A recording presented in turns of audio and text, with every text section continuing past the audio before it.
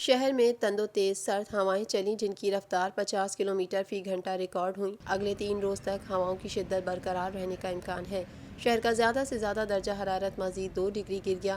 شہر میں ہواؤں کی رفتار میں اضافہ رہا۔ بلوچستان کی شمال مشرقی سمت سے چلنے والی ہواؤں کی رفتار 50 کلومیٹر فی گھنٹہ ریکارڈ ہوئی۔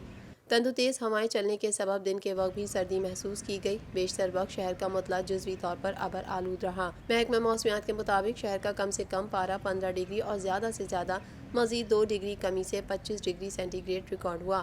صبح کے وقت نمی کا تناسب 59 اور شام کو 27% رہا۔ محکمہ موسمیات کے مطابق اگلے 3 روز کے دوران معمول سے زیادہ تیز شمال مشرقی ہوائیں چلنے کا امکان ہے۔ آج مطلع جزوی ابر آلود اور صاف رہنے جبکہ کم سے کم پارہ 14 سے 16 اور زیادہ سے زیادہ 25 سے 27 ڈگری کے درمیان رہنے کا امکان ہے۔